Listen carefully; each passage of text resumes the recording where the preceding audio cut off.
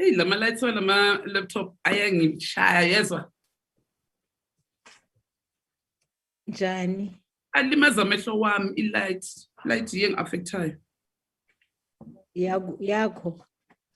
I-light nje noma iphone yabo i-reflection ye-light ifonini iyangilimaza. Angithi nifuna ukuzenza abancane anifuna ukugcoka amabrele ni right ninjani? Hayi sibancane vele.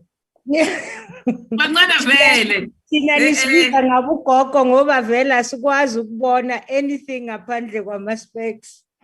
How serious Burotho? Wamina iphepha ngilifundi. Ayeke bazofika la bayeke. Hayi bayeke banjalo. Alright. Basaba. Burotho, you must ask Udikelezi. My time is now gone. Okay, sharp. Let me welcome all the honorable members who have logged into the virtual mini plenary session. We will now observe an opportunity for silent prayer or meditation.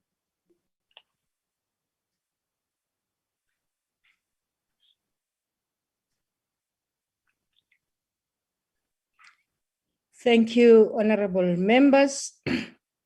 Before we proceed, I just like to remind you that the virtual mini plenary is deemed to be in the precinct of Parliament and constitute a meeting of the National Assembly for debating purposes only. In addition to the rules of the virtual sittings, the rules of the National Assembly, including the rules of the debate, shall apply. Members enjoy the same powers and privileges that apply in the sitting of the National Assembly. Members should equally note that anything said in the virtual platform is deemed to have been said to the House and may be ruled upon. All members who have logged in shall be considered to be present and are requested to mute their microphones and only unmute when recognized to speak. This is because the mics are very sensitive and will pick up noise which might disturb the attention of members. When recognized to speak, please unmute your microphone and connect your video. Members may make use of the icons on the bar at the bottom of their screens, which has an option that allows a member to put up his or her hand to raise points of order. The Secretariat will assist in alerting the chairperson to members requesting to speak. When using the virtual system, members are urged to refrain or desist from unnecessary points of order or interjections. Honorable members, we shall now proceed to the order, which is a debate on vote 20, women, youth, and persons with disabilities. We will, at this juncture, welcome the Minister in the Presidency for Women, Youth, and Persons with Disabilities to lead the debate. Menkwana Mashabani, Svakaki Salinam.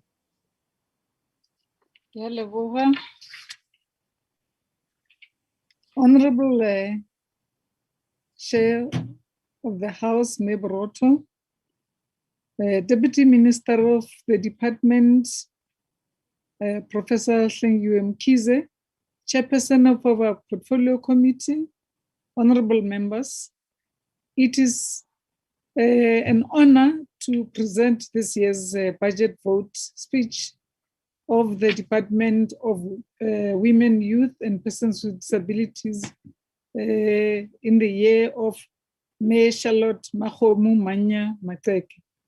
Mayor Charlotte Manya Mateke was one of the outstanding leaders of the liberation struggle who traversed effortlessly from politics to religion to education, community development, and women empowerment, and also fighting patriarchy. The first president of the African National Congress, Dr. John Langalibalele Dube, described her as mother of the African freedom. She was indeed a pathfinder and a true trailblazer. As we celebrate her 150th birthday anniversary, let us honor her legacy by recommitting to equal society for women, youth, persons with disability. COVID-19 pandemic continues to have a devastating impact on the lives and livelihoods of our people. We must mourn the many lives we have lost and salute our frontline workers who, with their bravery during this difficult time, especially in the rollout to the vaccine programs. While many lives are saved by measures introduced by our government, women, youth, and persons with disabilities are hardest hit by the negative effect of the pandemic. Let us prioritize women, youth, and persons with disabilities in our effort of economic reconstruction and recovery. We must also continue to observe all COVID-19 protocols. The department is central to our collective objective of inclusive development in our country.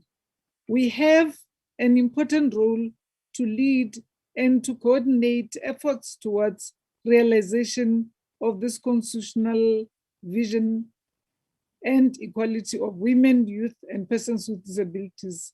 In pursuit of this national development plans goals, we must continue to focus on the intersectionality because the three vulnerable sectors continue to face diverse challenges in our society. It is important to recognize the differential needs of concerns among the different sectors of our people as we plan and implement our daily tasks.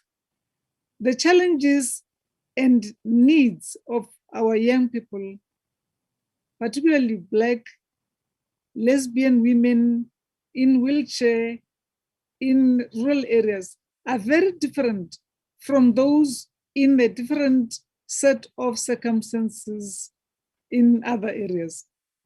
I'm pleased to report that since our last budget vote, we have appointed a permanent Director General on the department, Advocate Nkateko Joyce Maluleke, who has been instrumental in stabilizing our operational matters and undertaking a revision of our strategic position.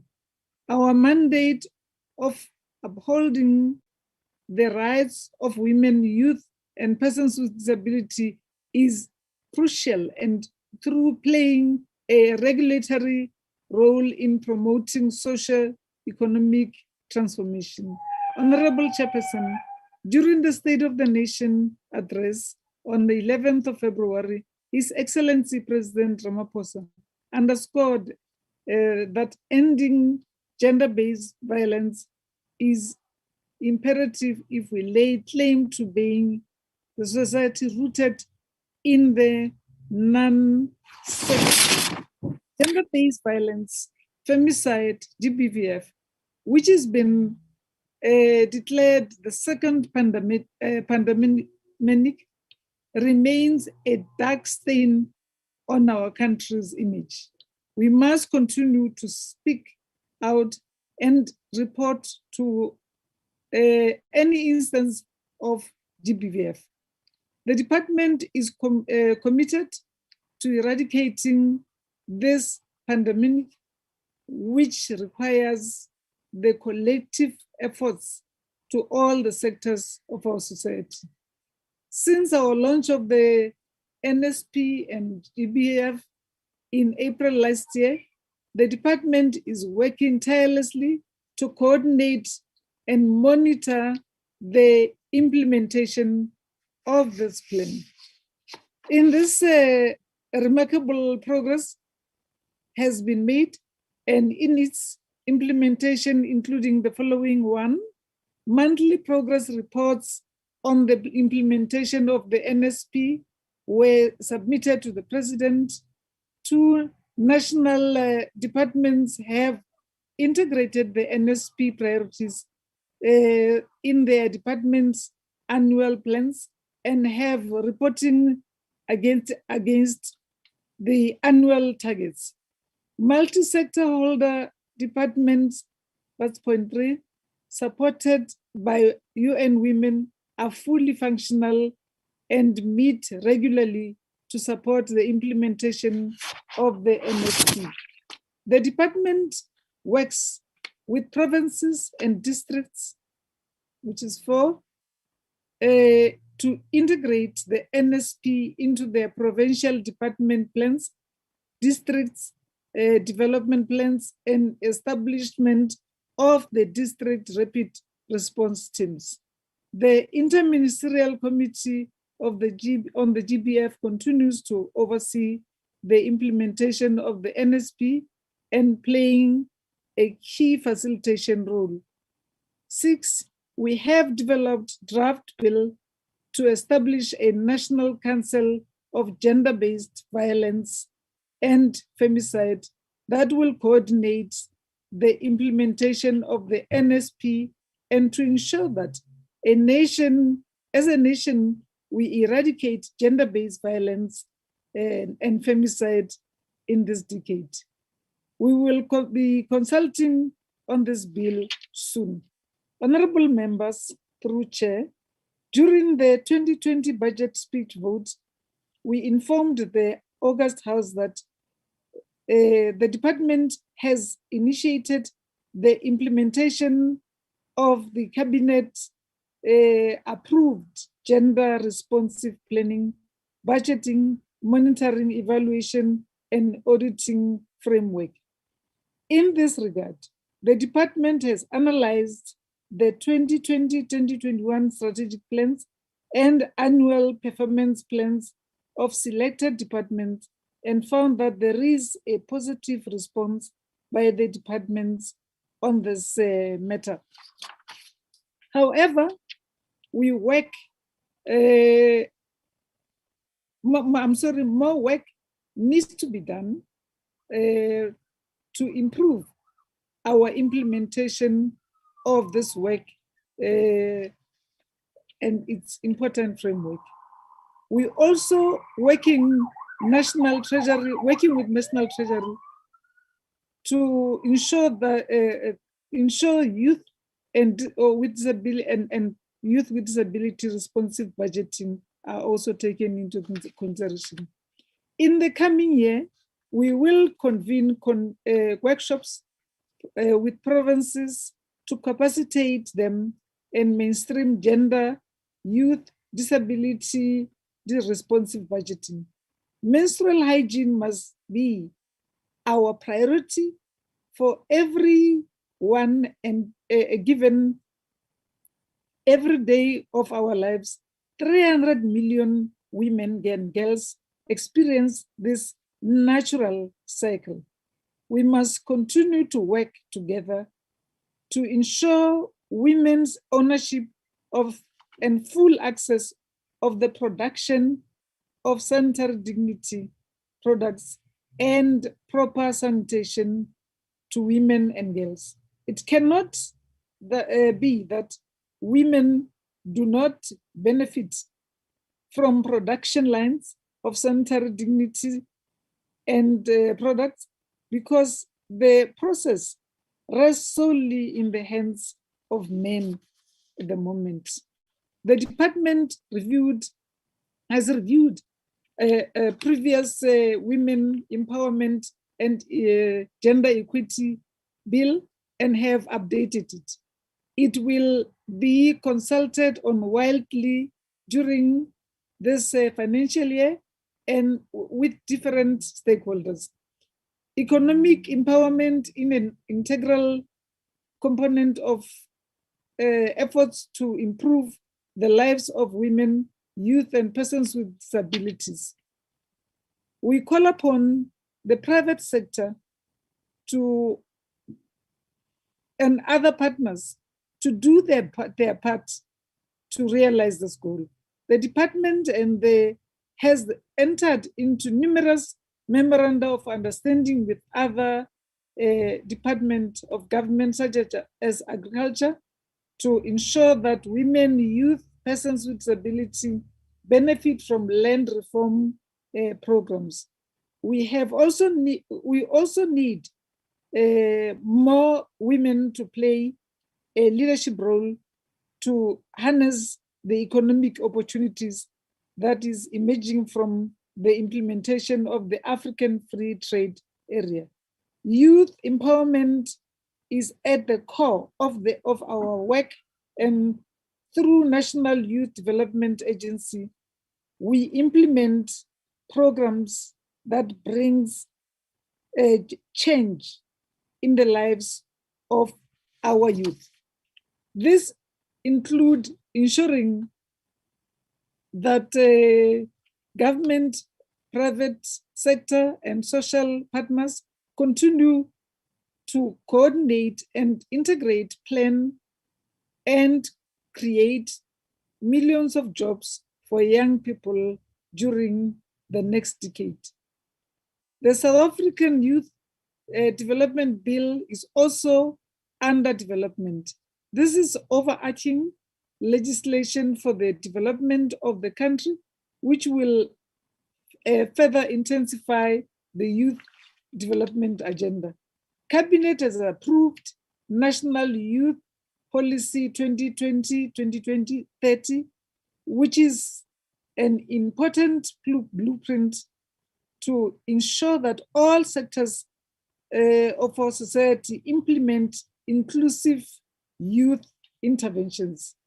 Through the Presidential Youth Implementation Intervention, will ensure that our government effectively transitions young people into labor market and significantly reduces the high rate of youth unemployment.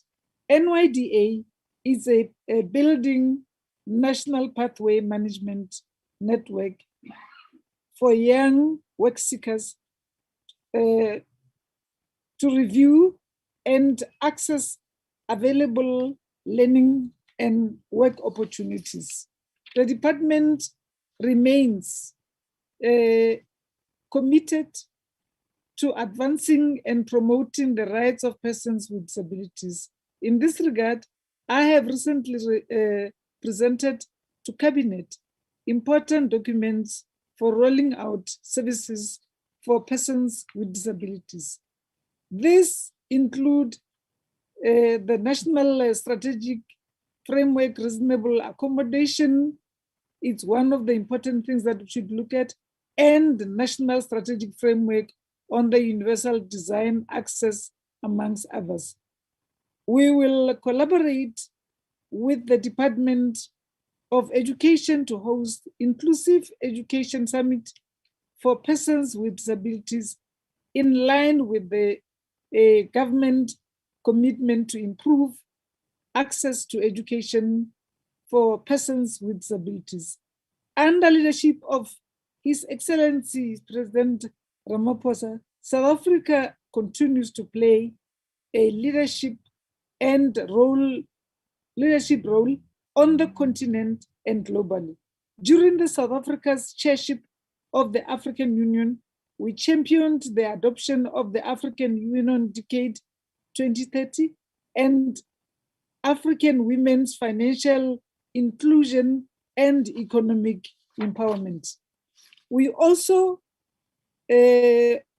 signed and ratified AU Protocol on African Chair on Human and People's Rights on the persons with disabilities in Africa. We developed both Continental and Protocol on Violence Against Women and Children and Continental Strategy on Women's Economic Empowerment. Globally, South Africa was elected to serve as the chair of the United Nations Status of Women in 2023. We continue to participate in the generation equality from the co-lead of on the action equality on economic justice rights. In this regard, we attended the successful Generation Equality Forum meeting in Mexico, where draft blueprints were presented and adopted. Our contribution to this effort clearly demonstrates and the confidence the world has shown in South Africa's leadership has in various and in driving inclusive development. The mandate of the department remains complex and vast. However, it is not commensurate with the current budgetary and human resources allocation. This has been a severe negative implication on the work that we can do and in promoting the empowerment and advancement of women, youth, persons with disabilities in the country. We therefore appeal to the August House to ensure that we are adequately capacitated and resourced. We must guard against culling empowerment programs. The budget of the allocation of the department was 763,550 million for the year 2020-21 financial year. The department was reduced by 133 to 100 million to support the government's response to COVID-19. The expenditure of the department is expected to slightly increase from 778,450 million in 2020-2021 to 781,900,000 million in 2022-23, in year 2020-2023 and 4. This amount includes 470,962 million and 991,376 million earmarked for the transfer to the NYDA and CGE respectively. Therefore, the actual budget of this department for the year 2021-22 financial year is 763,539 million. I implore the members of this House to hold department accountable on delivering on the 7 priorities of the medium-term strategic framework in line to women, youth, persons with disabilities. I remind and wish to the department that they are required to incorporate gender, youth, disability deliverables and targets in their strategic and annual performance plans. As we move towards local government elections, we call upon political parties to ensure that the participation of women, youth, and persons with disabilities and their representation at the leadership level, inclusion or conclusion, I would like to take this opportunity to express my gratitude to the chairperson and members of the Portfolio Committee for their continued support for the cooperation and cooperation. Let me thank Honorable Deputy Minister Mkhize, Director General, and the staff, senior staff of the department for their continued work and executing a mandate. Finally, we continue our work with to advance the plight of the interests of women, youth, persons with disabilities. Let's continue to honor the legacy of May Charlotte Manya Mateke Edwards and remember her work of wisdom when she said, "The work is not for yourselves, to kill that spirit of self, and do not live above your people, but live with them. If you can, rise, bring someone with you." Malibongwe. Thank you very much, Minister. We proceed now to the chairperson of the committee, Honorable Ndaba, to take the debate forward. Thank you very much, House Chair.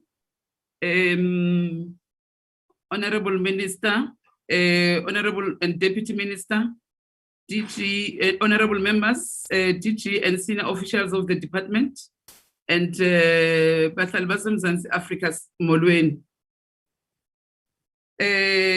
House Chair, this year on the 7th of April, we celebrated the 150th anniversary of the birth of a great leader of our struggle against colonialism, apartheid, exploitation, and patriarchal oppression, Mama Charlotte Makgomo Manya Mateke.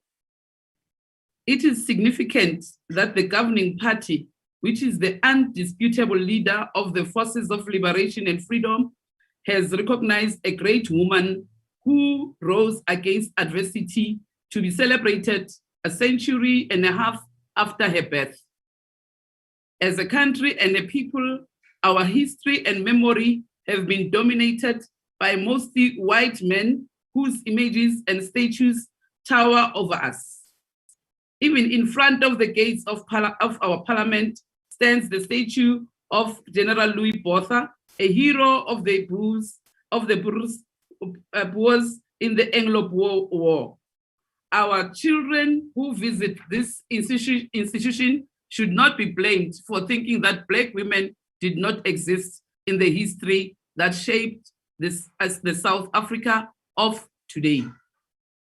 It therefore behoves those of us entrusted with the responsibility as lawmakers to do what Mama Mateke could not do in her day, to proclaim that the lives and histories of all the people of South Africa, Black and white, women, men, youth, people with disabilities, LGBTQIA+ community, and children do matter. As I introduce the report of the Portfolio Committee on Vote 20, Women, Youth, and People with Disabilities, we must take stock of where we are and where we are going. We need to question everything, including the remnants of colonial political culture in our own parliament. Are we truly transforming our society in a progressive direction when they are still embedded systems of oppression, including patriarchy, violence and exploitation of women, Africans, and the working class? I wonder what Mama Mateke and others who fought for our liberation would say. Would they be proud of us? I will answer this question later, honorable members. And next, the context in which the APPs were considered by the committee. The report I am introducing covers the deliberations in the committee on the APPs of the Department of Women, Youth and Persons with Disabilities 2021-2022, the National Youth Development Agency, and the Commission for Gender Equalities amended 5-year strategic plan and APP. When we consider the country's population statistics, we note that the female population in South Africa is 29.7 million, which is just more than 50% of the total population. Youth constitute 37% of the population, which amounts to 19.7 million individuals, and 2.9 million, or 7.5% of the total population from the census 2011 reported having a disability. The next census may reveal even more startling numbers. Women, youth, and persons with disabilities in the country thus constitute the majority of the total population. These are the people for which the Department of Women, Youth, and Persons with Disabilities and the entities I have mentioned are mandated to address. These are certainly not homogeneous groups. They have varied challenges, but they have been significantly impacted by the COVID-19 pandemic and the global and national economic crisis. The unemployment rate in South Africa had increased since 2016 and dropping only in the Q2 of 2020. It has been consistently higher amongst women than men, reaching approximately 34.3% of the total labor force during the Q4 of 2020, according to the official unemployment statistics. Youth unemployment is one of South Africa's most intractable challenges, made worse by COVID-19. It peaked at 74% in the Q4 of 2020. It is estimated that the unemployment rate of persons with disabilities in South Africa is in excess of 90%, approaching 100% in rural areas. These painful statistics illustrate the disproportionate number of women, youth, and persons with disabilities currently unemployed in South Africa. Gender-based violence also negatively affects women, youth, and persons with disability in a similar manner. On the department's amendment strategic plan 2020 to 2025 indicates that its mandate has shifted from a facilitation department to one that regulates government programs and monitors the empowerment and prioritization of women, youth, and persons with disabilities in these programs.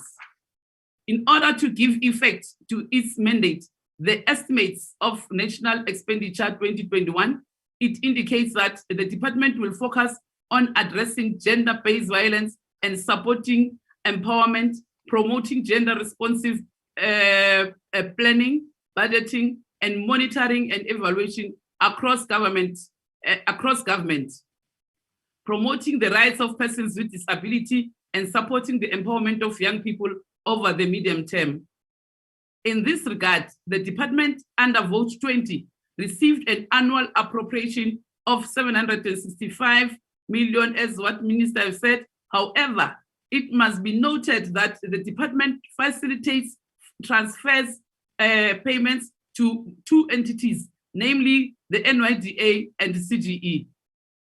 After these transfers, the department is effectively left with an actual operating budget of approximately 201 million to undertake its programs and meet its 37 targets for 2021-2022. Of the 201 million, 101.2 million, which is 55.2% of the department's operating budget, is allocated to compensation of employees, and 85.8 million, which is 42.6%, is allocated to goods and services. The committee maintains that in order for the department to achieve its 37 targets, it was imperative that these targets are smart, that more emphasis should be placed on ensuring that the core programs have the requisite capacity and that the financing for the disability program requires urgent attention, as the current allocation does not do justice to addressing the rights of persons with disability in our country. The department has been urged again to desist from the use of consultants given the fiscal constraints. The policies and bills planned for in the medium term were welcomed by the committee, and the department is urged to expedite processes in this regard. Furthermore, it is imperative, given the continued scourge of gender-based violence and femicide in the country, the implementation of the National Strategic Plan on GBVF, as well as monitoring and evaluation thereof, is given serious attention by the department. Where government departments have committed a total of 12 billion to give effect to the NSP on GBVF, this must be tracked. Moreover, the establishment of the National Council on Gender-Based Violence and Femicide should also be prioritized. On Commission for Gender Equality, for the financial year 2021-2022, the Commission for Gender Equality received a budgetary allocation of 91.776 million. We have noted that a total of 38 targets have been planned for 2021-2022. The greatest portion of the budget, which is 69%, will be spent on compensation of employees, while 31% of its budget is for goods and services. On the National Youth Development Agency, the committee has noted that over the MTEF period, the NYDA will focus on providing comprehensive interventions to support decent employment, skills development, and entrepreneurship for young people. This will include partnering with different sectors to provide training in technical and vocational skills through sector education and training authorities, providing grants to young people for enterprise development, and coordinating the National Youth Services programs. Over the medium term, 762 million is allocated to enhance the participation of young people in the economy. 230 million is allocated to ensure that young people serve their communities to build the spirit of patriotism, solidarity, social cohesion, and unity in diversity. And 207 million is allocated to help young people find employment through jobs programs. The NYDA will also provide support services to enable young business people to gain direct access to markets and relevant entrepreneurial skills and provide financial and non-financial support. The NYDA is set to derive 89%, which is 1.4 billion of its revenue over the MTEF period through transfers from the Department of Women. In addition, the NYDA's overall budget also includes interest income of 3 million and donor income of 33 million. In conclusion, earlier I asked whether the late stalwarts and martyrs of our struggle will be proud of what we have achieved in 27 years after the 1994 democratic breakthrough. My answer is a resounding yes.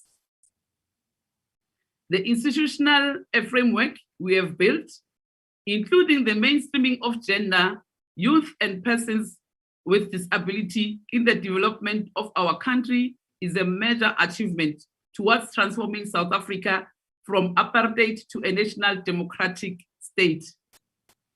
Yes, we have not been able to transform all the pillars of minority role and privilege in South Africa. Unfortunately, Honorable Chair, your time is up. Oh, thank you very much, House Chairperson. The ANC supports the budget vote. I thank you. Thank you. I will always switch off my video. When I switch it on, it means you have 1 minute. Unless you say I conclude when you still have more minutes, I will also switch it on. But for all members, see my face, know you have 1 minute left. Thank you. We proceed now to the next speaker from the DA is Honorable Mpiti. Thank you very much, Honorable House Chairperson. The Department of Women, Youth and Persons with Disabilities 2021-22 Annual Performance Plan was tabled for consideration at the Portfolio Committee. The report was tabled alongside the APPs of the National Youth Development Agency and the Commission of Gender Equality. First things first, I don't believe this department is concerned with the struggles of young people, women, or persons with disabilities. The Department of Women, Youth and Persons with Disabilities remains exactly what it was created to be, a department for the elite within the ANC. This is precisely why more than half of its budget is used not for the development of young people in South Africa, but on administration and employment costs. The ANC loves bloated bureaucracies and unnecessary departments, as it gives them additional vehicles to do what the ANC holds as its ultimate mandate, distributing patronage. To do that, you must make sure that cadres are deployed to be the arbiters of patronage. That's why there are such fierce battles between ANC factions to get their grubby paws inside these departments. It's not to rescue the lost generation or a care for the future of this country. It is for the express purpose of buying allegiance with patronage. This is why in this speech, I will outline why this budget is not a feasible one. This department was created to provide services for marginalized sectors of society like women and youth and persons with disabilities. What has become evident in the APP is that this department is not even sure of its mandate. The misalignment and the lack of leadership in this department is clearly shown by Minister Maite Ngwane Mashabane in her forward of the current APP, where she states that the department will be shifting from being a facilitation department to one that regulates government programs and monitors the empowerment and prioritization of women and youth and persons with disabilities. The department has clearly distanced itself from doing the meaningful work on the ground to being a lobby group. They have changed many of their targets from actual services to being a regulations department, whilst many of us face high rates of unemployment amongst youth, increased gender-based violence cases across the country, and a continued lack of access for persons with disabilities. What a shame. The reduction in the budget for service delivery programs, specifically in programs 2, 3, 4, and 5, are demonstrative of the department's move away from the people of South Africa and their move into conditioned offices.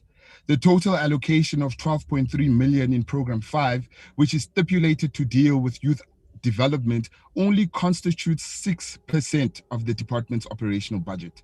Program 5 has only 5 targets planned for the current financial year.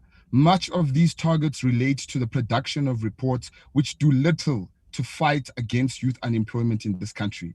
Furthermore, the department refers to additional activities it intends to undertake during the current financial year, but these targets and goals are not reflected in the current APP, thus making it very hard for this portfolio committee to hold the department to account. On legislation, it was clear that the department did not have an overall strategy to reach key stakeholders on a variety of bills. The NYDA Amendment Bill, for example, had little to no targets around engagement with young people, particularly in rural areas. The department had not made any strides to improve its working relationship with the National Youth Development Agency for the benefit of young people. The DA noted in regards to the NYDA that satellite offices in rural areas do not provide full services for youth in rural areas. In addition, it was noted that certain branch offices of the NYDA had computers that were not operational, thus bringing into question how young people were able to access online information to be assisted for NSFAS applications by the NYDA. The department continued to struggle with its ITC infrastructure as there was no online portal available on its website to assist young people, particularly when seeking information for grant applications during the COVID-19 era that we find ourselves in. The DA will not support the use of consultants in the department due to the many high number of senior officials in the department earning over R1 million who are conveniently now unable to do the job that they were appointed to do. The truth about this APP is that there is less for our people and more to be consumed by the department itself. This is the ANC way, the way of countless bloated entities, unnecessary departments, often overlapping mandates and functions, all created so that a loyal cadre can get and distribute a piece of the pie. It is now up to the voters to reject the ANC way and rather embrace the DA way. The DA way entails streamlining the work of government in confronting the challenges facing our people. This would mean less money used on a form of patronage in the duplication Thank of you bureaucratic very functions much, and offices. Honorable We Member. want young people to know that the DA... Honorable Member. Thank you very much, House Chair. A shame is supporting Zille. Honorable Litsie, you don't do that on this platform. No one gave you the permission. I think I read the guide before we started. Please don't do that again. You do it again, you will be off this platform. May we proceed to the EFF? Welcome, Honorable Sonyana. Thank you very much, Chairperson. Chairperson, hardly a day goes by without us hearing a painful stories of women abused, of the merciless killing of women and girl children, of rape and domestic abuse. The Minister of Police recently reported that just between January and March this year, a total of 9,518 cases of rape were reported in South Africa. The actual number of rapes may be far more because we know that most women do not report these cases because of the stigma and the abuse they receive at police station. In addition to this number, thousands of women get beaten up by their domestic partners every day. Thousands are abused in places of worship by evil men who hide behind the collar. Minister, we have known this for some time, that South Africa is very violent towards women, that we do not have the necessary institutions to fight against the abuse of murder of women. Your department is supposed to play a facilitating role among the institutions of the state to make sure that the interests of women are taking priority. But you have done absolutely nothing. This department is nothing more than an employment agency for a few ANC comrades. It means and does absolutely nothing for women empowerment. You are nowhere to be seen in daily struggles for women emancipation. In actual fact, you are in many ways complicit in the abuse of women. You have initiated no legislative interventions. You have driven no visible and impactful programs. You have not done anything to align the work of the various government departments in the fight against the oppression and exploitation of women. The department has no authority to call the police to account for shoddy investigation work they do when cases of rape are reported, which leads to extreme low conviction rates. You have no authority to make the NPA account for the few cases that do take to court, which are thrown out of court because of poor prosecution. You have not taken the judiciary to task for their poor understanding of rape culture, which leads to many magistrates and judges letting go of abusive men. Your glaring failure do not end there. You have played no meaningful role in the advancement of women's social and economic interests. We know for a fact that in South Africa, women are still getting paid less than men for doing the same job. We know that most women stay in abusive relationships because they are economically suffocated. We know that girl children get chased away from schools and from churches when they get pregnant, while the boys who made them pregnant are not touched at all. We know that Banyana players are getting paid far less than their male counterparts, and yet you have not raised a finger to help. You have not made it difficult for industries that abuse women to do so. You have not done anything to look at the conditions of female farm workers and understand the abuse they get subjected to in these farms. That you are called a ministry responsible for women is itself an insult to women, because you have done absolutely nothing for women in this country. We reject this budget and we reject you. You much rather close down than continue pretending to be presenting the interest of women when you are actually doing the opposite. I thank you, Chair. Thank you very much. We proceed to the IFP, Mam Hlengwa. Thank you, House Chairperson. Living in South Africa, we are reminded daily of the courage of gender-based violence and femicide GBVF faced by children, women, and members of the LGBTQI+ community. We are only in the second quarter of 2021, and far too many families have buried their loved one due to GBVF. This department has been tasked with a monumental mission to initiate and lead the socio-economic transformation and implementation of the empowerment and participation of women, youth, and persons with disability through mainstreaming, advocacy, monitoring, and evaluation. Akwenzeki lutho mntakwethu. Noma ungareporter, noma ungenzani, size sinesikole nje thina okuthiwa uzama impilo sabantu abakhubazekile. Kodwa uhulumeni wakwa-KZN akasinakile leso sikole. It is an important and critical task which demands all the support that government can offer, financial and otherwise. The IFP is mindful of the economic climate and the immense strain that has been placed on the public purse, especially by the COVID-19 pandemic. However, we need to ensure that every precaution is taken to limit waste and the accountability is enforced once again. The IFP wishes to note how the department mismanaged finances even during the financial crisis in a way that detrimental to those it is tasked with supporting. The department has been on the numerous occasions urged by the portfolio committee to avoid or completely stop using consultant due to the limited budget. Consultant invariable cost more and stretch already limited finances.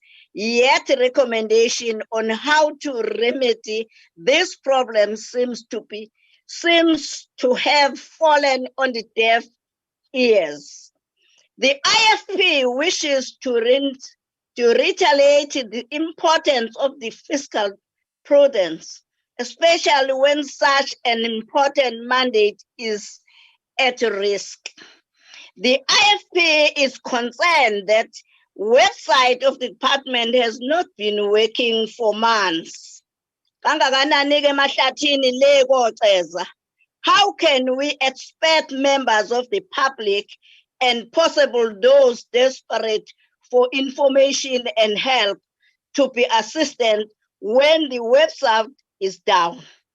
This is a miscarriage of justice and another example of misplaced financial focus. The IFP continues to support the work of the department and the agency that execute in mandate is the regard. The IFP support the IFP support the budget. Yabonga Mama Hlengwa. Siyadlula, we go now to the FF Plus. Honorable Briet, you are welcome. Thank you, Honorable Chairperson. Honorable Chairperson, much has been said about this department's programs, entities, and the failure of critical initiatives, such as the drive against GBV and femicide. This department squanders money that could have been used to impact South Africans for the better. This department should actually not even be a department, because if government in its totality had followed its mandate, accomplished targets, and set out to actually achieve true equality for women, youth, and persons with disabilities, it would be unnecessary. In this debate, I wish to focus on a specific aspect: the youth and the department and its entities lack to properly support them. The NYDA has been in the news quite often, but never for the right thing, only for what it does wrong. During the age of COVID-19, the rising unemployment rate in South Africa, taking into account that South Africa had the highest youth unemployment rate in the world even before the pandemic started, it is truly horrific. The youth unemployment rate in South Africa is expected to be 62% by the end of this quarter, according to Trading Economics global macro models and analysts' expectations. Looking forward, it is estimated that youth unemployment in South Africa will further increase to stand at 63% in 12 months' time. Chairperson, I have no words to describe the utter frustration that not only I, but the youth of South Africa have at this situation. I have also said this before. Our youth unemployment rate is higher than countries tormented by civil wars. Yet, we have not only a ministry that is supposedly looking out for our youth, but we have a National Youth Development Agency that is specifically tasked with youth, the youth's participation in the economy, and the advancement of youth within the South African context. Let's briefly look at some numbers. Over the medium term, this government will allocate 762 million rand to enhance the participation of young people in the economy.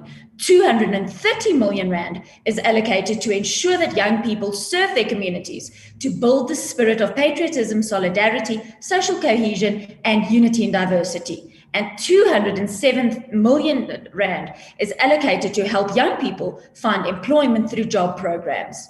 The NYDA will apparently also provide support services to enable them to gain direct access to markets and relevant entrepreneurial skills and provide financial and non-financial support. The NYDA is also set to spend over 40% of its allocated budget on compensation of employees. But since its inception, what has the NYDA actually done for the youth of South Africa and for youth development as a whole? What has it accomplished besides throwing parties for children of wealthy parents and their foreign friends and wasting money? And lest us forget that Parliament, after having spent millions on selecting a new board, has to do it all over again because of party bias towards the candidates. Chairperson, the NYDA is nothing else than another expansion of the ANC. Even more aptly put, it is an ANC Youth League branch. It is just another forum for the ANC to loot and mismanage. It is just another talk shop that they can fill with their cadres' kids. The NYDA is currently not a place where young leaders are created and youth development occurs. In fact, the NYDA has since its inception in 2009 not been that. The NYDA has been another state entity mismanaged and looted by ANC cadres. Remember the youth festival organized by the NYDA in 2010? That cost the taxpayers 100 million rand, whilst the majority of youth do not have access to higher education rather. The NYDA only succeeds in creating abusers, criminals, and delinquents, like Andile Lungisa, a former NYDA chairperson and now also a former MMC in Nelson Mandela Bay, as he was found guilty of assault with the intent to do grievous bodily harm and has since also been suspended as a member of the ANC. If even the ANC has no other alternative than to suspend a person, you know it's bad. It was the very Lungisa who was also responsible for the 100 million rand youth festival. Die enigste oplossing, voorsitter, vir die grootskaalse korrupsie, bedrog, wanbestuur en ANC kaderskool wat die jeugontwikkelingsagentskap is om van dit ontslae te raak. Pansy NYDA, pansy. Thank you.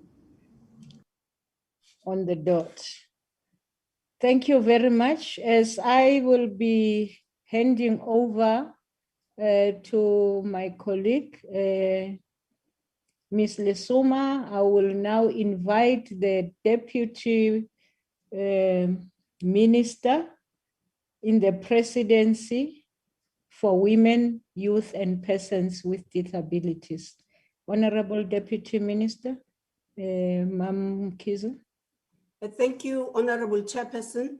Allow me to acknowledge the Chairperson of the Portfolio Committee, Honorable Nonhlanhla Ncube-Ndaba, the Whip of the Portfolio Committee, Honorable Fikile Masiko, and our Honorable Minister of the Department in the Presidency, Mayor Maite Nkwane Mashabane, honorable members, also the Director General of our department, ladies and gentlemen.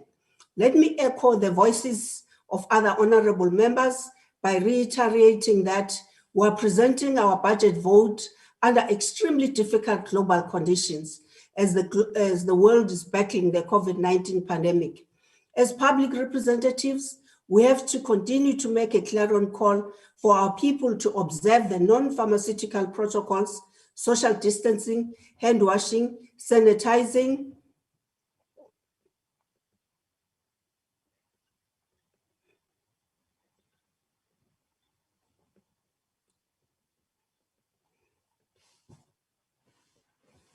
switch off, and the wearing of masks. As the department will continue to support government's drive to register and vaccinate all South Africans so as to ensure that no one is left behind, especially those who have no access to technology. On the 27th of March, Cabinet approved the framework on gender responsive planning and budgeting. We'll continue to monitor and report on the implementation of this instrument so as to ensure that youth and persons with disabilities are equally empowered through a public purse. On gender-based violence and femicide, the department continues to be vigilant and to create awareness about systematic problems which are perennial at the level of service delivery, such as shortage of test kits, forensic laboratories, shelters, investigation capabilities, and slow court proceedings. It's still common and unacceptable to get messages like, I took my daughter to Zella Center, the report from the doctor is there, swabs were taken, 2 weeks later, no arrest has been made, and the perpetrator continues normally with his life. We call on all honorable members to prioritize and support a feasible legal framework towards the establishment of the Gender-Based Violence and Femicide Council, which will assist us to coordinate our fight against GBV, strengthen prevention programs through the district development model, and to cement partnerships. On the fourth industrial revolution, the department is taking advantage of the 4IR and is partnering with, amongst other giants, the Titan, a private sector ICT company. This partnership is an innovative solution to prepare the youth for a digital economy. On youth active citizenry consciousness, the department, in partnership with GIZ, is delighted to be part of the National Youth Resilience Initiative.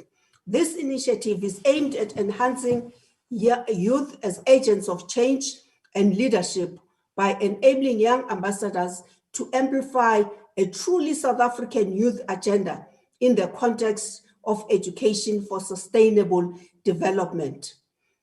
On repositioning the economy, the financial inclusion and economic empowerment of women, youth, and persons with disabilities is sacrosanct. As the department will continue to track the employment tax incentive, ease of access to the labor market by removing criteria of experience for entry-level jobs. We will also track the Youth Employment Service, which aims to place 50,000 people in workplaces to gain paid workplace experience. Government has also set aside 40% of public procurement for youth participating in economic areas with high absorption rates, such as manufacturing, infrastructure build, green economy, and the blue economy. 40% of public procurement has been set aside for women-owned businesses.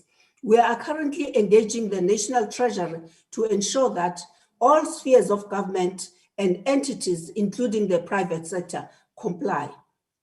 The NDP has disability equity targets set at 10% to be achieved by 2030 if we are to redress past marginalization and ensure equitable participation and beneficiation by persons with disabilities. As of today, the African Union has established the Africa Continental Free Trade Agreement. The agreement connects 55 countries and 1.3 billion people with a combined GDP of economies values at US dollars 3.4 trillion US dollars. On the rights of persons with disabilities, the principle of universal design is a core commitment in both the National Development Plan and the UN Agenda for Sustainable Development. We've seen the benefits of adhering to the principle of universal design as spearheaded by the Department of Transport. Our resolve is that we accommodate vulnerable groups like persons with disabilities at a design stage and not bring them as an afterthought. The white paper on the rights of persons with disabilities compels us to adhere to a universal design principle. The department developed a national strategic framework on universal access and design, supported by a strategic framework for reasonable accommodation in collaboration with disability organizations and access activists. On international obligations, early this year, Cabinet mandated the department to submit the protocol to the African Charter on Human and People's Rights on the rights of persons with disability in Africa to Parliament for ratification. We therefore call on this House to expedite the process. I'm happy to share with this House that the process of domesticating the UN Convention, which will also take on board the policy directives of the white paper on the rights of persons with disabilities, progressing well. The department in this regard provides a technical support role to the South African Law Reform Commission, which is leading the investigations. I would like to use this opportunity to thank the disability sector for their active participation in the consultative process. The UN Committee on the Rights of Persons with Disability issued its concluding observations to the country's baseline report to the UN Convention in 2018 and directed that South Africa submits its next periodic report in June 2022. The department will be compiling the report in collaboration with government departments and municipalities over the coming months, and we encourage the House to conduct public hearings, calling on sector departments and provinces to account in consultation with relevant portfolios and select committees on articles in the convention, which aligns with our 7 national priorities as found in the 2019-2024 medium-term strategy. On South African Sign Language, the Pan-South African Language Board launched the South African Sign Language Charter in September 2020. I was honored to sign the charter on behalf of the executive, committing government to ensure that we implement our commitments contained in the charter. The charter calls on this parliament to accelerate the finalization of recognition of South African Sign Language as a 12th official language during this term of office. The department is working with PENSA, the Department of Sports, as well as organizations of deaf people to ensure implementation of the charter and the amendment of the constitution. In conclusion, a successful economic recovery is characterized by a deliberate, aggressive, inclusive agenda to make women, youth, and persons with disabilities an integral part of our economic recovery and not an afterthought. Our grand mission should be not only to build back better, but to build forward differently. I dedicate this budget vote to all heroines on whose shoulders we are standing. Winnie Mandela, Helen Joseph, Albertina Sisulu, Sophie de Bruyn, Mary Charlotte Mahomo, Manye Matleke, acknowledging that 2021 has been declared a year to celebrate her legacy in what could have been the 150th birthday. I thank you. Thank you. Thank you, Honorable Deputy Minister, and thank you, House Chair Boroto. Now I recognize Honorable Member of ACDP, Honorable Sukers. Thank you, Honorable Chair. The ACDP rise to acknowledge the contribution of Ms. Charlotte Maxeke, who can only be described as a Christian Democrat, whose legacy is worth emulating for us as women leaders in this country. She's an excellent example of Christian leadership to a new generation of women leaders. In considering the budget of the department today, we have to ask the question, if we are making progress in changing the realities that women, youth, and people living with disabilities face in our country. The department spends a considerable amount of money on goods and services that includes consultants in each sub-program, but the translation of these supposed plans is not complete and therefore will remain intangible on the ground. An example of this lack of effectiveness is the 17.4 million spent in Program 4, one of the smallest allocations of the whole budget, less than the over 18 million rand allocated for goods and services. The department is spending more on furniture than on the actual program for people living with disabilities. Honorable Chair, we are not providing holistic care and integrated government services in order to address social care services to women. And without such vital intervention, you will not bridge the gap to get women out of dependency on the state or predators. This department cannot afford a paper focus or a regulatory focus only. It needs a practical focus. Women are faced with difficult choices. As an example, during an unplanned pregnancy, but government has made abortion the only option. If government was really concerned about women, it would ensure that women are really empowered by receiving a basket of social welfare assistance that ensures that both her and her children are safe. An area that needs an urgent and priority focus in which this department needs to ensure that all government departments are involved in is tackling the plight of women on the Cape Flats. In our communities, women and their children are traumatized by gangsterism. If the department can succeed on the Cape Flats, it will have a model that can be rolled out across the whole of South Africa. It is my contention, Chair, that what we do in government to address the needs of women does not translate in the real world of Menenberg, Bonteyevo, or Nomzamo. This department is in its third year of this administration, and it resembles a locomotive that does not leave the station. How do we really become activists, not only with loud hailers, but with willing hands to change the trajectory of the most vulnerable lives in our communities? This ministry must become an intersection for both regulation, advocacy, and activism that leads to change that is felt on the ground. I thank you. Thank you, Honorable Member. Now I recognize member from the UTM. Honorable members, we shall proceed. I recognize the member. Honorable Chairperson. UTM is here. Okay, over to you, sir.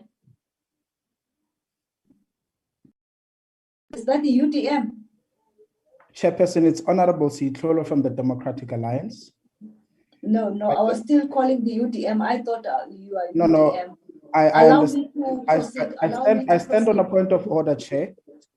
Okay, point of order. May I request, in my observation, that your mic be muted when the speaker is on the floor, because you unmute it and then it causes a disturbance. That's my submission. No. Okay, let's proceed, honorable members. UTM. Honorable members will proceed to Honorable Sharif from DA. Honorable Sharif, over to you, ma'am.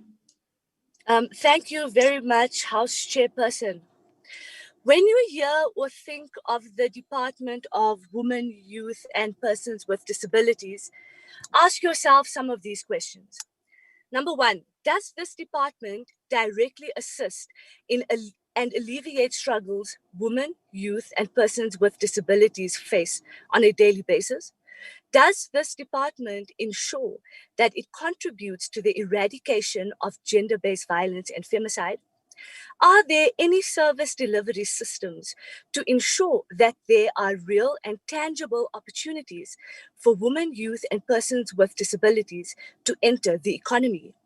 And lastly, does the department truly care about promoting the rights of women, youth, and persons with disabilities? Well, since the realignment of this department in 2019, it has failed miserably. And the resounding answer to these questions is a hard no. The scourge of GBVF has not decreased. We have not seen any evidence that there is any fight against this pandemic and that more lives are being saved. In fact, I would argue that most of the interventions that government fails to implement since 2019 is literally killing people. This is a direct result of poor planning, poor leadership, and a complete lack of any accountability on the part of the department and other key implementing departments across government. A clear and damning example of this is the department not meeting any of its targets in the implementation of the Emergency Response Action Plan. The department and its leadership should hang their heads in shame. Minister Nkoana Mashabane, you have now had 2 opportunities to turn this department around. The way you speak about GBVF in this house is absolutely perfunctory. You lead an entire department of over 100 officials and a budget of 201.1 million rand to make an actual change in the lives of women, the LGBT plus community, youth, and persons with disabilities. But you simply do not. Program 2, that is meant to assist in the fight against GBVF, as outlined by your department in the APP and Strat Plan, is underfunded and the targets are not smart. They are not aligned with the needs of those you are meant to serve. None of the targets directly make any difference to the lives of those affected by the daily violence of GBVF. Instead, they are centered around 1 or 2 reports that may or may not have any impact, webinars, minuscule efforts for public participation, and there's absolutely no target on the National GBVF Council that is yet to be finalized. Minister Nkoana Mashabane, if you are serious about contributing to the eradication of GBVF, then it is your job to hold key departments like police, justice, social development, and more to account. Weekly reports to the president just does not cut it anymore. Paying so many high-ranking officials more than 1.3 million rand per annum and still hiring consultants to the value of 16.4 million is just not acceptable. This department needs to rethink its mandate and use its budget more efficiently in order to meet the needs of women, youth, persons with disabilities, and members of the LGBT community. I thank you, Chairperson. Thank you, Honorable Member. Now I recognize Honorable Mgweba from the ANC. Honorable Mgweba, over to you. Thank you very much, House Chair. Honorable Chair, Honorable Minister and Deputy Minister, Honorable Members, fellow South Africans. As my comrade alluded earlier, this year marks the year of Ms. Charlotte Maxeke, a struggle icon, a trailblazer in championing for the rights of women in her time. She has passed on the torch to us women of today to continue the fight for women's rights and equal access to opportunities. House Chair, as the ANC, part of our objectives has always been to promote economic development of all sectors, to support and advance the cause of women emancipation, and to promote the rights of persons with disabilities. Honorable members, we recognize the struggles that women continue to face over the years. Women continue such access to equal opportunities, discrimination based on their gender, poverty, and equality. And the most dreadful manifestation of patriarchy, such as gender-based violence and femicide, which is riding our society, a society of mothers, sisters, and doctors. Honorable members, as the African National Congress, we have always taken a firm stance against gender-based violence and femicide through the implementation of legislation that assist in fighting the second pandemic of gender-based violence, but by not being lenient to perpetrators of violence and abuse that prey on women and innocent children. Honorable members and fellow South Africans, noting the increasing rise in gender-based violence cases yearly, the ANC government sought the implementation of the National Strategic Plan framework on gender-based violence and femicide, and to mainly address the causes of gender-based violence, as we believe that understanding the root of gender-based violence in our society, which is deeply embedded in patriarchal behavior and norm, will enable us to effectively fight against it. As government, we have scaled up the network Tutuzela care centers and other victims empowerment for a better effective response to incidents of violence and sexual assaults and to reduce second-hand victimization. Honorable members, 2020 SONA, the Honorable President said, open quote, "We must continue to fight for an equal and non-sexist society to completely eradicate gender-based violence and femicide," close quote. Therefore, as the ANC, we recognize that women empowerment plays a crucial role in the fight to eradicate gender-based violence in our country. That is why we have created empowerment opportunities for women to gain access to the economy by offering 40% of all public procurement to be awarded to women-owned businesses. The fight has also included the private sector-led gender-based violence response fund.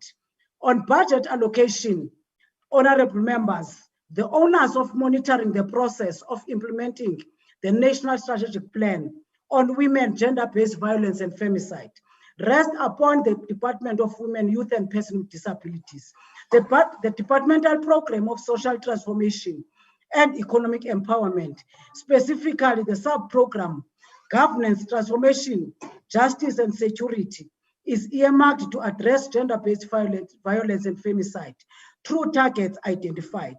The purpose of the program is to manage policies and programs that mainstream the social transformation and economic empowerment of women in South Africa. An allocation of 33 million has been allocated to Program 2, and the sub-program of Governance, Transformation, Justice and Security have been allocated the 13 million, which is the largest portion of the budget. This is all in pursuit in the implementation of the National Strategic Plan. The Commission for Gender Equality plays a significant role in advocating for the rights of women and the mainstreaming of youth, women and persons with disabilities. They provide great assistance through their support services, such as their legal clinic and monitoring legislation, ensuring that the rights of vulnerable are not ignored. Honorable members, the budget allocation to the Commission will strengthen the constitutional democracy with a focus on the attainment of gender equality. Although there have been efforts in the fight against gender-based violence and femicide, much more still needs to be done. We note that there is a need to continuously monitor the implementation of the National Strategic Plan on gender-based violence and femicide to assess the impact of the objectives that it seeks to achieve. There is also a need to conclude the implementation of the National Council on Gender-Based Violence to fast-track the problem of GBV and femicide that is plunging our women and children.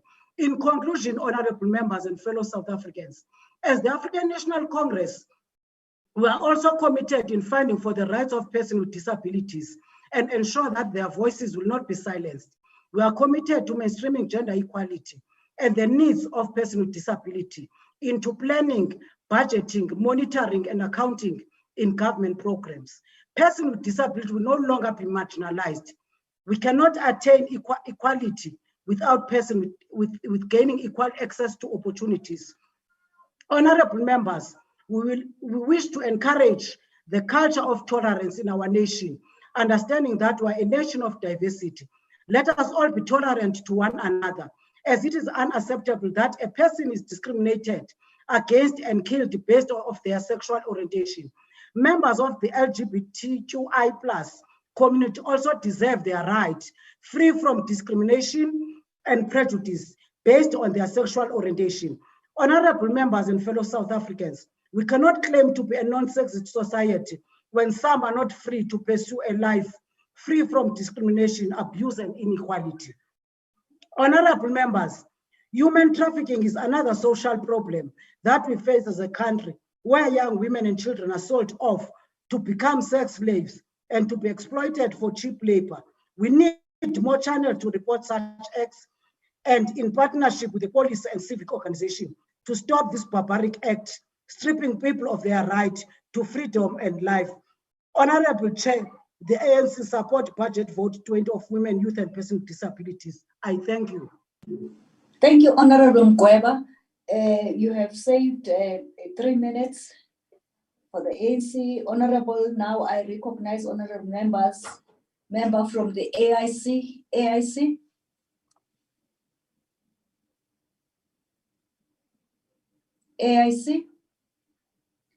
Honorable members, we shall proceed to recognize the member from COPE, Honorable Madisha.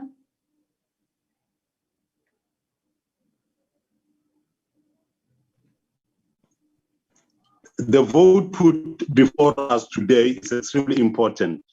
That because, as the majority of South Africans do agree, the South African women, the youth, and the disabled persons face daily momentous challenges of poverty, joblessness, absence of free quality education, and above all, non-implementation of acts passed by a parliament. Almost, not totally, enough is being implemented in the public service when it comes to gender equality in respect of employment and salaries. Beyond the public service milieu, the worst is taking place. People who are given jobs in informal sector are women, the majority of whom are non-South Africans.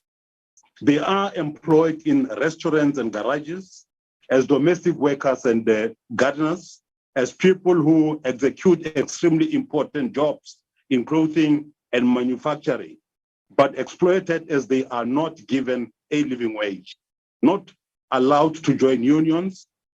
They therefore, unfortunately, accept exploitation, given that should they not, they will be forced to lie in the streets and sell their bodies to feed their children. The youth face an extremely painful life because, yes, although there are policies for the youth and children to access free quality public education, those policies are not implemented. Hence, as it has been scientifically proven, only 30 out of 100 people who began schooling together write their grade 12 exams. But even those 30 people can't all access post-grade 12 education. Refer to what is happening today in universities where they are not even given NSWAS. The old and the disabled too are forever promised good lives, but the opposite is unfortunate. Go to the street corners of South Africa in any part of the country, you will find the disabled people with walking sticks, small tins, begging for a few cents to buy bread. The question is, given that Parliament has and continues to do so, passed acts to take care of those poor people, why is the opposite rising daily? The answer is an open secret. Too little is, if at all, being implemented. What must be done is the limiting of quotations, which have without doubt become a useless song, and government must put its shoulder to the wheel and implement. Madisha, your time is up. Thank you very much. Now I recognize member from PAC. PAC. Honorable members, we shall proceed to recognize member Sheikh Imam, NFP. Thank you very much, Chair. Thank you very much, Chairperson. I feel vindicated today because a few years ago in this very house, I highlighted the challenges that women were facing and how men were abusing them and having 2 wives and 3 wives. And I said, in terms of equality, the day will come when women too will want to enjoy the same benefit. And I see many of my brothers are today running for cover when the women are asking for what the men have been abusing for a long period of time.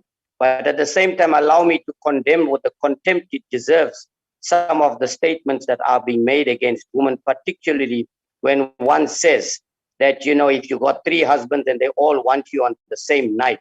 I mean, are women just objects or sex objects for people? Totally, I want to condemn that statement. I think let's give them the respect that they rightfully deserves. And another member talks about a woman and whose child it is going to be and do it a DNA.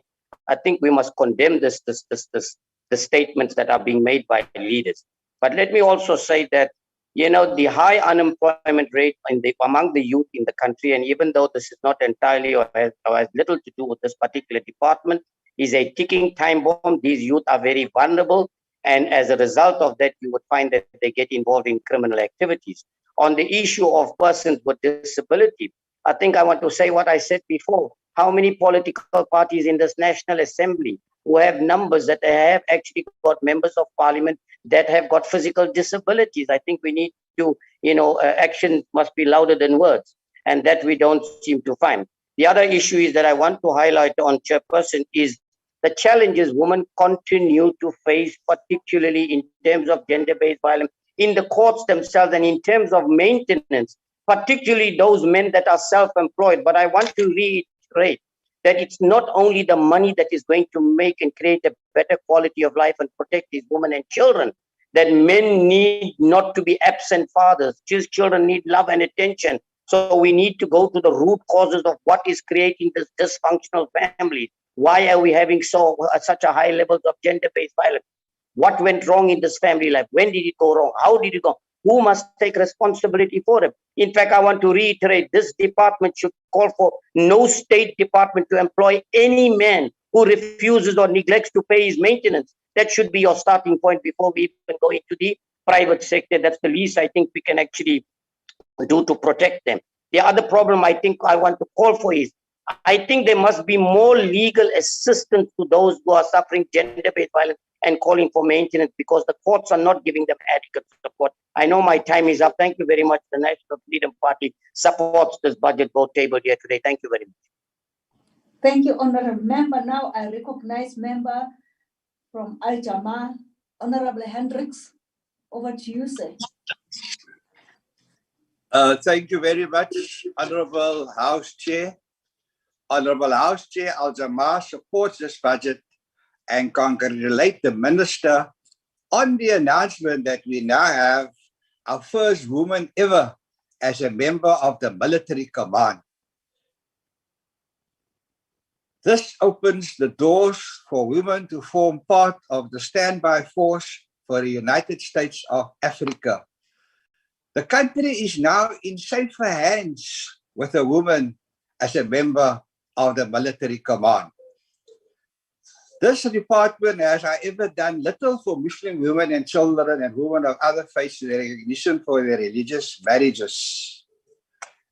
We heard the Minister of Home Affairs has refused an interim arrangement, and Muslim wife must now wait for 2024 before the national elections for recognition, in spite of the Supreme Court of Appeal judgment that the recognition of the nikah must be in place by November 2002.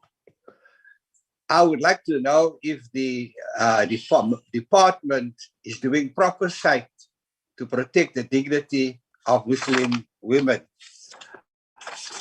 I would like to ask the Minister and the department, have you done oversight on DNA kits and social offences kits at police stations and state labs? Do you know which police stations are on a waiting list for DNA test results, and are you monitoring it? Are you doing oversight at school to check girls have sanitary pads? Are you checking statements taken at police stations so you can tell Parliament that it has prosecutorial muster? Did you check at police stations that J88 forms are completed? Are you happy that trauma counseling and concerns and court preparation concerns of victims are in place? And because of these very important responsibilities that your department has, Minister, I'll support this budget. Thank you very much. Thank you very much, Honorable Member. Now I recognize Member Mapolova of the DA. Mapolova, over to you. Thank you, Honorable Chairperson. The Department of Women, Youth and Persons with Disabilities has failed dismally.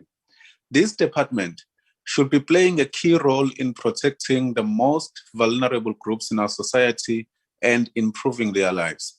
Yet, it has failed at every turn. This department has consistently failed to prioritize issues affecting persons with disabilities in this country. It has allocated only 17.4 million rand for Program 4, which deals with the rights of persons with disabilities. This is one of the smallest budget allocations in the department and accounts for just over 8% of the department's overall budget.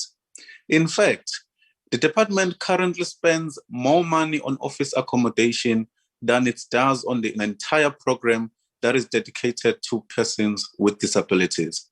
This goes to show that the department has left persons with disabilities behind.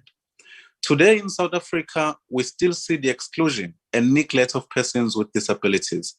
The question is, what is the Department of Women, Youth and Persons with Disabilities doing to turn this situation around?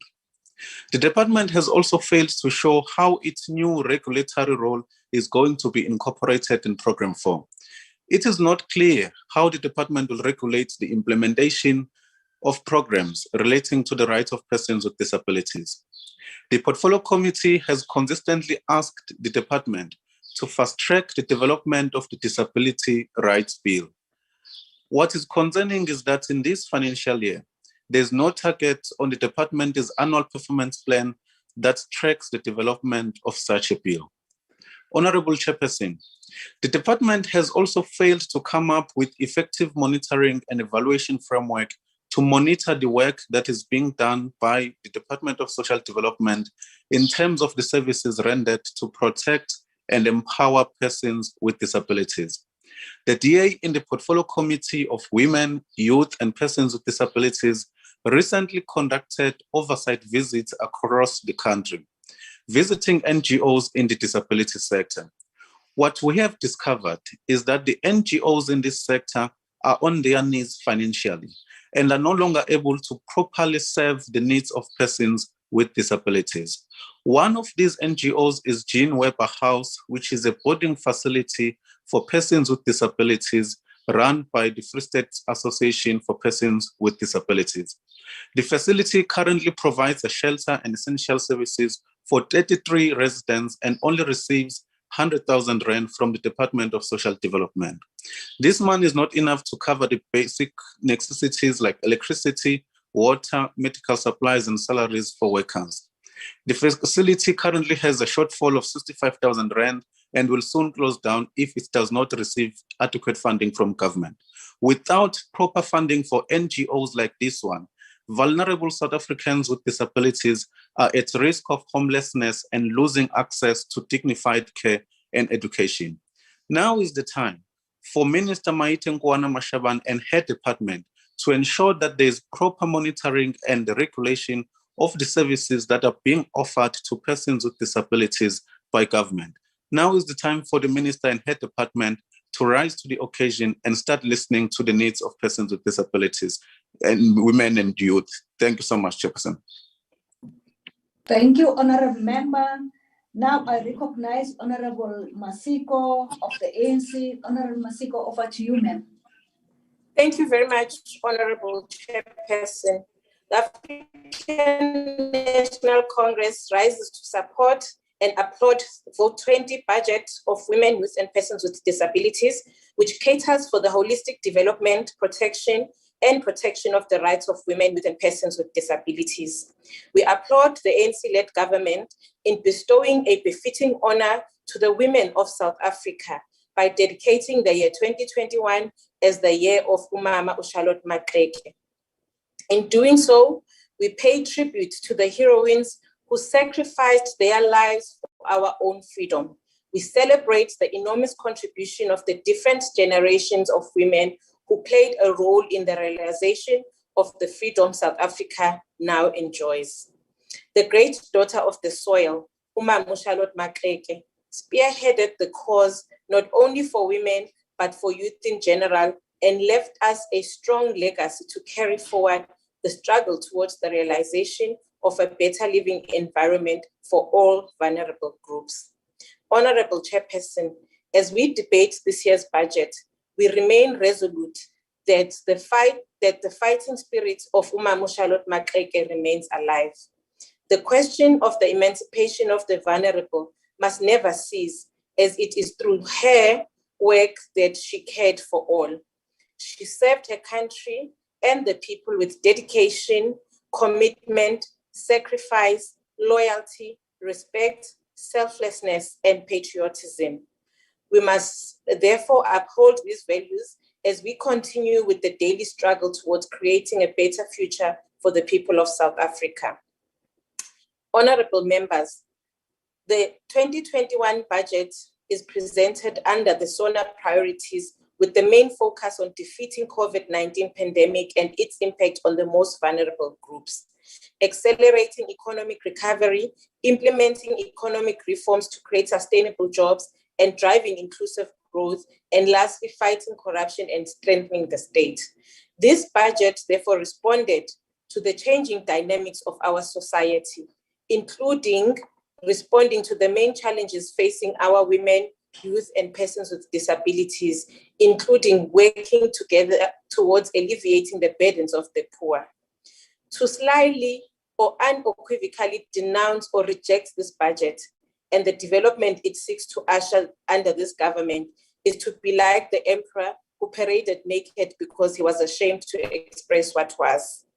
Honorable members, the African National Congress invites all honorable members to become an integral part of a productive process and a discussion which yields benefits to every woman, young person, and persons with disabilities. We remain confident that honorable members have the ability and capability to approach this budget with maturity and reason, with the goal of empowering and providing for vulnerable groups a commitment to better their lives and improve the standard of living, and not a heavy power of just opposing, and hacking away at the benefits and relief offered by this budget. To approach this debate with that mindset, clouded with political partisanship, personal issues, and hidden agendas, is tantamount to impeding growth and starving the nation, rejecting its women, neglecting the youth, and abandoning persons with disabilities. Honorable Chairperson, the African National Congress has always promoted and recognized the importance of youth in every generation, including acknowledging their struggles at all particular times. The voices of young people could never be ignored nor silenced, just as the voices of young people of June 1976. We still hear the echoes of their struggles through their voices of young people of today. We can, however, assure young South Africans that their cries have never fallen on deaf ears. As the ANC-led government, we recognize young people as future leaders of our country that will lead the future generations of tomorrow, just as the youth of yesterday. The youth continue to experience the devastating challenges of high levels of unemployment, substance abuse, mental health issues, gender-based violence and inequality, and poverty, which have now been exacerbated by the COVID-19 pandemic. The high unemployment rate and inequality is mainly due to the structure of the labor market, locking out new entries into the economy, increasing lack of access to opportunities. However, these challenges are not swept under the carpet and ignored. As the African National Congress government, we recognize the struggles facing the youth of today and have been and will continue to be responsive to the cries and the needs of young people. The public service has eliminated barriers of entry in the public service in entry-level positions. These barriers include the scraping out of experience in entry-level positions. We are adamant of mainstreaming young people into all sectors of the economy, and we promise to provide an employment stimulus to create jobs and support livelihoods that have been badly affected by the COVID-19 pandemic. These initiatives will also target young people with the understanding that they are one of the most vulnerable in our society. Government has partnered with the private sector in creation of jobs, and a large portion of these jobs will be from the private sector. In our manifesto, we promise to create employment opportunities for young people through the Presidential Employment Stimulus Package. And thus far, over 430,000 employment opportunities have been created by the stimulus package, and a further 180,000 employment opportunities are underway. This, honorable members, is proof that the ANC-led government is a government that is responsive to the challenges of young people and is prepared to make government and the economy accessible and work for young people. We are proud to say that we have created these opportunities in the education sector, agriculture, arts and culture, global business, and early childhood development. Honorable Chairperson, we cannot mention youth empowerment without mentioning the role of the National Youth Development Agency. The NYDA plays a significant role in the development and empowering of young people, including prioritizing the role of young people. The budget allocation for the NYDA has increased compared to the previous budget of 2020-2021 financial year, and majority of their budget has been directed to the program of youth development, in which the bulk of their work is vested in this program. The program is responsible for the economic development of young people through youth entrepreneurship, jobs programs, and national youth service. Its main purpose is to enhance the participation of young people in the economy through targeted and integrated national youth services, facilitate and coordinate the effective and efficient implementation of the National Youth Service Program across all sectors of society. The NYDA plays an important role in assisting young entrepreneurs through grant funding and business support. The agency played a huge role as well in assisting youth-owned businesses that were impacted by the pandemic to stay afloat by providing the business support and grant relief. In partnership with the Department of Small Business and Development, in response to the huge challenge of unemployment, the NYDA provided business support through grant funding to 1,000 youth-owned entrepreneurs in 100 days.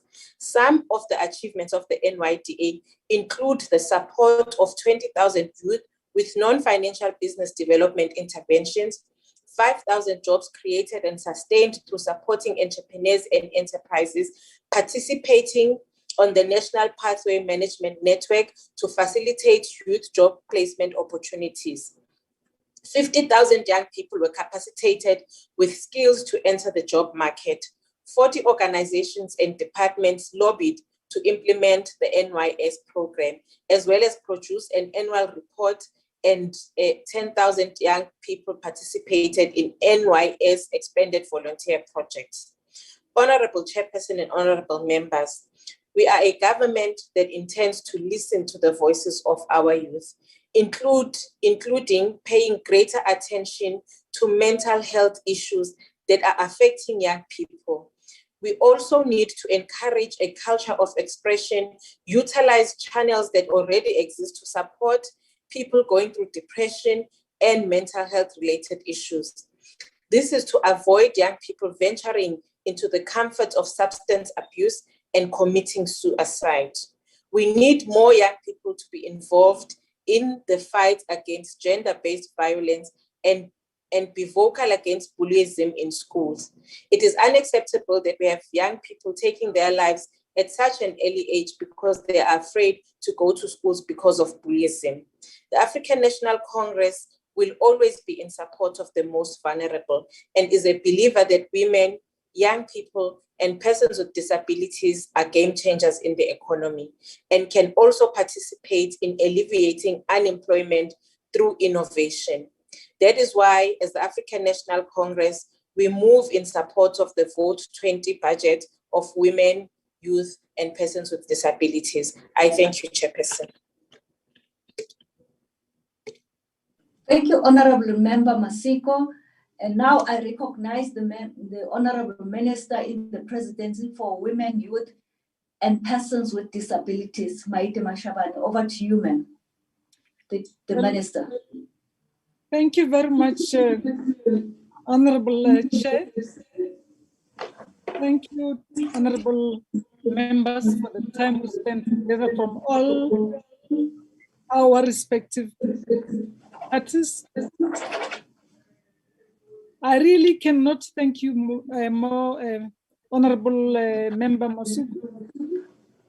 We all have to focus on issues of mental health as it's beginning to affect our people at all ages, adults, youth, in particular with the heightened cases of COVID-19.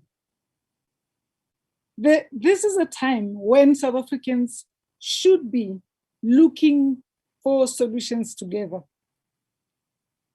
As for women, we learned from Me Mahomu, Manye Mateke, Me Charlotte, that if we did not have women, our societies would have suffered more. Here we had a woman who was a daughter, a mother, a wife, a scientist, a teacher, a woman who fought patriarchy every day and urged us to join in and do exactly that. Youth of this country are very fortunate because yes, youth has many challenges, but they are not alone. They have adults through the African National Congress and other card-carrying parties who would want to fight this battle with them, and if I may say, for them, because the future of every country belongs to those who are still young and who would not have to go through what the elders had to go through. And so I agree with Honorable Madisha. There are honorable members that one I am seeing for the first time in the room, and I hear from them that we are wasting money on accommodation. Actually, where I am sitting, COVID or no COVID, I don't know if we could fit 30 people. With, on top of that, an expired lease, but we keep going.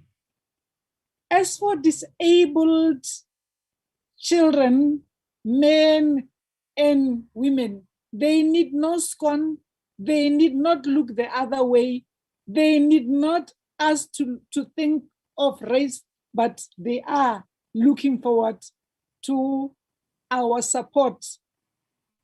When we met with them and the president the first time, they said to us, they are not asking for handouts, but they are asking for support. As for issues, painful issues of gender-based violence and femicide, all over the world, nations respect South Africa's policies, even with the Beijing plus 65 in New York, the clarion call or word was, South Africa, you're doing very well. Everywhere else, remember, countries are talking about gender-based violence. It's us who add femicide. Why? Because when our president saw this, he said,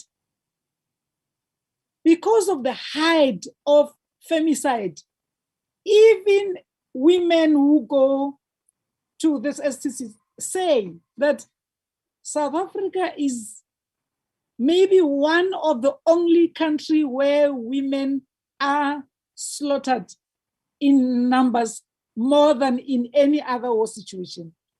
President made a call then, therefore, that let us deal with issues of COVID-19 like we would deal with issues of gender-based violence and femicide. He even established a committee, which I chair, an IMC, Interministerial Committee, which has the police and the justice and so on, and social development. One day at 12 at night, the Minister of Police called me and asked, are we now being requested that we put a policeman at a doorstep of every adult couple? Because people who are supposed to love and protect women are the ones who are slaughtering them in a peaceful South Africa. So that's why we've gone beyond that yes, we have NSP. Yes, we have looked at all other mechanisms. Yes, we will be moving a bill soon, which will bring about a council. All this are about protecting women whose enemy is patriarchy and inferior men who see women as just weaklings that they can play on. We will fight patriarchy with the same zeal as Me Mahomu Charlotte Maxeke has. We are ready.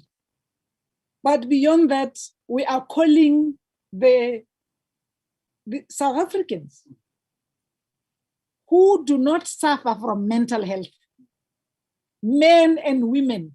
And we've started seeing groups of men and so on, of young people coming together, supporting us. There is no defeating gender-based violence by just telling us in every meeting, I stay next to a police station, I saw this and this and that. Come join, save the women of South Africa, hard-working women. Mama Take says, come with us. Stop the spirit of self. Join those who want to help. Don't look at your people. Work with your people. If you can, take some with you so that we can all live in the South Africa that we all dreamed and wanted for. The South Africa that all women heroines and other heroes have fought and died for, like Me Mahomu Manyem Maxeke. I thank you, Chair. Long live the chair, long live Minister. Thank you very much. Minister, you are out of touch, Minister. You are out of touch.